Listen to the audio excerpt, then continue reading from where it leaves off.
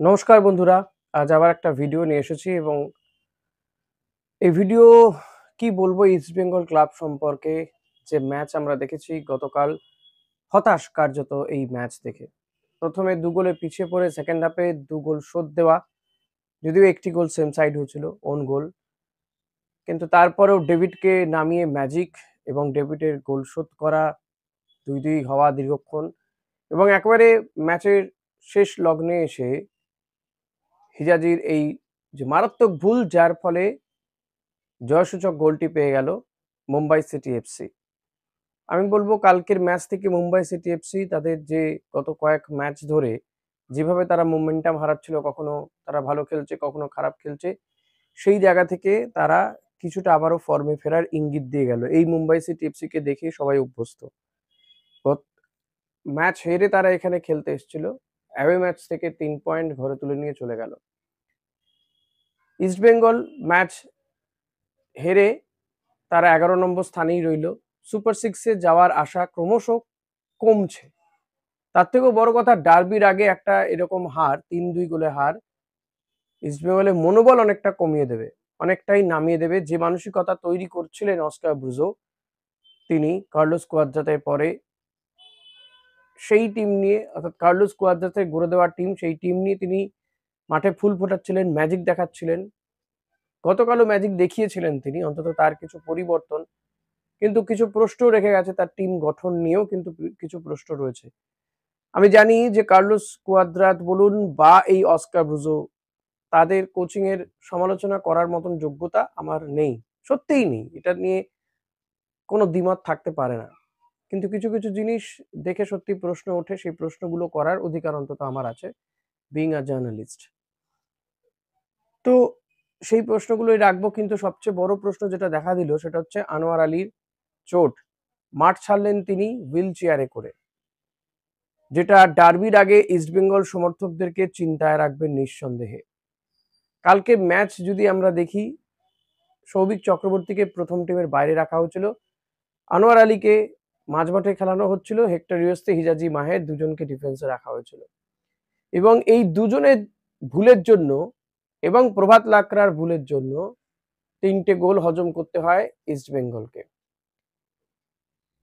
প্রভাত লাকড়ার দিক দিয়ে তো রীতিমতো টার্গেট করে ফেলেছিল মুম্বাই সিটি এফসি, সেই দিক থেকেই বারবার করে আক্রমণ হচ্ছিল। পায়ের তলা দিয়ে বল গলাচ্ছেন প্রভাত লাকড়া, বল রিসিভ করে ধরে রাখতে পারছেন না, একাধিক মিস্টেক তার।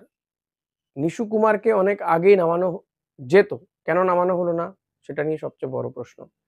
ডেভিড ম্যাচের পর ম্যাচ সে বাইরে বসে থাকছে, হঠাৎ করে তাকে নামিয়ে দেওয়া হচ্ছে এবং সে গোলও করছে, তারপরেও সে প্রথম টিমে কেন চান্স পাচ্ছে না, এই প্রশ্নটা ওঠে। দিনের পর দিন নন্দকুমার অফ ফর্মে রয়েছে, তাকে খেলিয়ে যাওয়া হচ্ছে, এই প্রশ্ন কি উঠবে না? গোলকিপার গিলের পরিবর্তে কি দেবজিৎকে একবারও কোনো ম্যাচে তাকে কি পরীক্ষা করা যেতে পারে না? তাতে তো গিলও একটা ম্যাচের রেস্ট পায়, এর থেকে খারাপ কি আর হতে পারে? এর থেকে ইস্টবেঙ্গল ক্লাবের আর কি খারাপ হবে? ক্লাব কর্তাদের ভূমিকা নিয়ে তো প্রশ্ন থাকবেই, সেই প্রশ্ন উঠছেও যে মাদি তালাল প্রায় ১-১.৫ মাস হয়ে গেল তিনি সিজন আউট হয়ে গেছেন, তারপরেও একটা ভালো বিদেশি মিডফিল্ডার কাউকে আনতে পারছে না। এখনো পর্যন্ত কনফার্ম করতে পারলো না কারো নাম। কিন্তু যারা রয়েছে, বিশেষ করে ডিফেন্সের এই হেক্টর ইয়োস্তে, হিজাজি মাহের, এদের ভূমিকা নিয়ে কি বলবেন? বল রিসিভ করতে পারছেন না, প্লেয়ারের সঙ্গে দৌড়তে পারছেন না দৌড়তে হেক্টর ইয়োস্তে।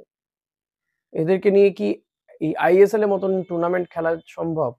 এই পরের ম্যাচ মোহনবাগানের সঙ্গে, মোহনবাগানের গতি অনেক বেশি, তাদের বিদেশি প্লেয়ারদের গতি অনেক বেশি, তারা এমনি এই মুহূর্তে টপ র্যাঙ্কে নেই, টপে নেই। মোহনবাগানের সঙ্গে ইস্টবেঙ্গলের পয়েন্টের ফারাকও অনেক।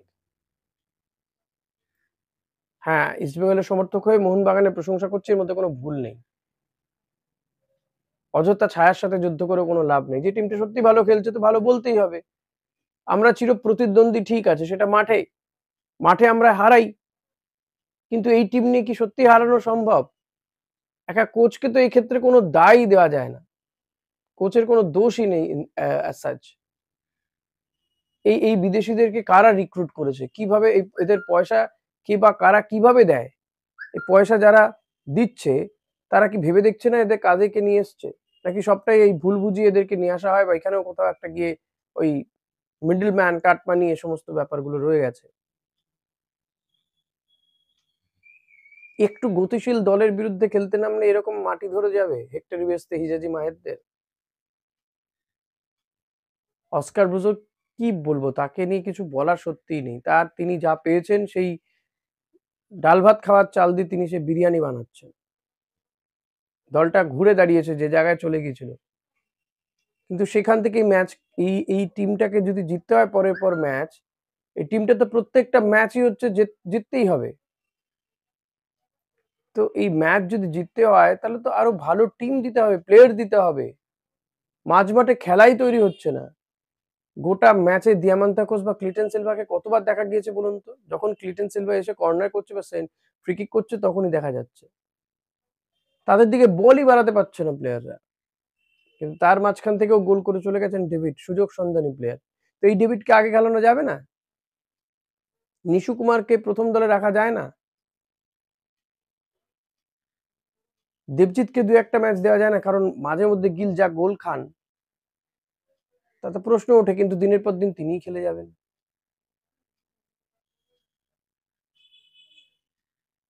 আমি জানি না এই প্লেয়ারগুলোকে কোথা থেকে নিয়ে আসা হয়, কিভাবেই বা সিলেক্ট করা হয়েছে। আগামী দিন যদি এরকম ভাবেই রিক্রুটমেন্ট হতে থাকে তাহলে আর ইস্টবেঙ্গল সমর্থকদের হতাশা ছাড়া আর কিছু পাওয়ার নেই।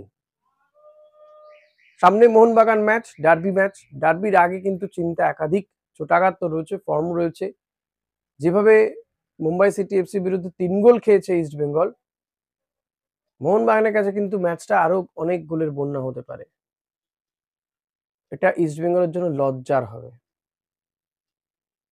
জানি আমি বা আপনি কেউই চান না যে সেই ম্যাচটা লজ্জার হোক। কিন্তু আনোয়ারের মতন প্লেয়ার যাকে কখনো মিডফিল্ডে খেলানো যায়, যাকে কখনো ডিফেন্সে খেলানো যায়, সেই প্লেয়ারটা যদি চোট পেয়ে বাইরে চলে যায় তাহলে তো চিন্তা বাড়বেই আরো।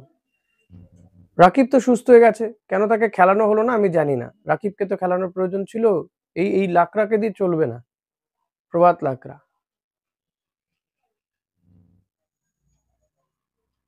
তো যাই হোক, হতাশা সত্যি, আমিও খুবই হতাশ। একাধিক প্রশ্ন তো ওঠে। অস্কার ব্রুজো তিনি হয়তো ম্যাজিক দেখিয়েছিলেন, পিছিয়ে পড়েও ড্র হচ্ছিল ম্যাচটা, ড্র হলেও অন্তত ১ পয়েন্ট ঘরে আসতো।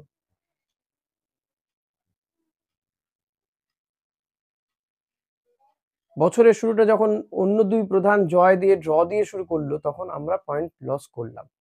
যেখানে আমাদের সবার আগে জয়টা দরকার ছিল, পয়েন্টটা দরকার ছিল। সুপার 6 এ যাওয়ার আশা, আমি জানি না আর বাঁচিয়ে রাখা সম্ভব হবে কিনা। কারণ এই জানুয়ারি মাসে একের পর এক টাফ ম্যাচ। এরপরে এই মুম্বাই সিটি এফসি বিরুদ্ধে অ্যাওয়ে ম্যাচ রয়েছে। পরের ম্যাচ ডার্বি। এই ডার্বি ১১ই জানুয়ারি। মাঝখানে আর কদিন সময়? এই সময়ের মধ্যে কি আনোয়ার আলী সুস্থ হয়ে উঠতে পারবেন? অস্কার ব্রুজো বলছিলেন ডার্বির আগে বিদেশির নাম ঘোষণা করবেন। জানি না কোস্টারিকার ওই সেন্ট্রাল ফরওয়ার্ড তাকে নিয়ে আসা হচ্ছে কিনা, যদিও শেষমেশ শোনা যাচ্ছিল যে তার আশা নিয়ে একটা অনিশ্চয়তা তৈরি হয়েছে। কিন্তু তিনি এলেই তো আর ডার্বির আগে প্র্যাকটিসে নামিয়ে দিয়ে তাকে মাঠে নামিয়ে দেওয়া যাবে না। তাহলে তার জন্য আরো আগে আনতে হতো। হয়তো এই ইস্টবেঙ্গল ক্লাবের আইএসএল এ কিন্তু সম্ভাবনা ক্রমশই কমে আসছে। আপনাদের মতো আমিও হতাশ। যাবতীয় হতাশা, ক্ষোভ, দুঃখ ঝেড়ে ফেলুন আমার এই ভিডিও কমেন্ট সেকশনে গিয়ে। আপনারা কি বলবেন আমিও শুনতে চাই, দেখতে চাই। ভিডিওটি লাইক করবেন, শেয়ার করবেন যদি মনে করেন। তবে বলবো best hope for the best. দেখা যাক, এখন অনেকগুলো ম্যাচ রয়েছে। ১১টা ম্যাচের মধ্যে একটা ম্যাচ গেল, আর ১০টা ম্যাচ রয়েছে ইস্টবেঙ্গলের। যদি কোথাও ম্যাজিক হয়, খেলার খবর তো দিনের শেষে। আর নিজের প্রিয় দলকে নিয়ে ভাবতে ভালো লাগেই। প্রিয় দল বড় জায়গায় খেলবে, ভালো খেলবে, এটা তো আমরা ভাবতে চাই। ক্লাব কর্তারা কি ভাবছেন জানি না। Good bye. যেতে যেতে আরেকটা ইনফরমেশন দিয়ে রাখবো, রবি হাসদা, যাকে নিয়ে টানাটানি চলছিল ইস্টবেঙ্গল না মোহামেডান স্পোর্টিং। শেষমেশ রবি হাসদা তিনি মোহামেডান স্পোর্টিং এই জয়েন করেছেন, এবং তিনি বলছেনও যে বাংলার কোচ সঞ্জয় সেনের মতামতকে গুরুত্ব দিয়েই তিনি মোহামেডান স্পোর্টিং এ জয়েন করেছেন। তো আমার মতে সেখানে কোনো ভুল নেই। একজন প্রফেশনাল ফুটবলার যিনি বড় হওয়ার স্বপ্ন দেখছেন, যিনি বাংলার হয়ে ১২টা গোল করে বাংলাকে চ্যাম্পিয়ন করেছেন, তিনি ম্যাচ টাইম চাইবেন, গেম টাইম চাইবেন, এটাই এক্সপেক্টেড। আমারও মনে হয় মোহামেডানে গিয়েছেন, ভালোই সিদ্ধান্ত নিয়েছেন। সেখানে অন্তত গেম টাইম পাবেন তিনি, খেলতে পারবেন। যেখানে ডেভিডকে এই টিমে জায়গা হচ্ছে না, সত্যিই তাই। রবি হাসদাকে জায়গা দেওয়াটা হয়তো সম্ভব হতো না। আমরা হয়তো আবেগের বশে বলছিলাম যে ইস্টবেঙ্গল তাকে নিয়ে আসা উচিত। কিন্তু নিয়ে এসে লাভটা কি হবে? রবি হাসদা মতন প্লেয়াররা হয়তো আরো আগামী দিনে বসে থেকে খেলা নষ্ট হয়ে যেত। তার থেকে বরং মোহামেডান স্পোর্টিং এ গিয়েছে, খেলুক। খেলে পরবর্তী সিজনে যদি তেমন হয় তাহলে রবি হাসদাকে ইস্টবেঙ্গল আনাই যাবে। রবি হাসদার জন্য অনেক শুভেচ্ছা রইলো আমার পক্ষ থেকে। আমার মনে হয় ইস্টবেঙ্গল সমর্থকরাও রবি হাসদাকে শুভেচ্ছা জানাবেন। ৩ প্রধানের অন্তত ১ প্রধানে তো তিনি খেলবেন, খেলতে পারবেন। তার খেলা আমরা দেখব। বড় টিমে চান্স পেয়েছেন, সরকারি চাকরি পেয়েছেন। এর থেকে ভালো আর কি হতে পারে? শুভেচ্ছা রইল রবি হাসদার জন্য।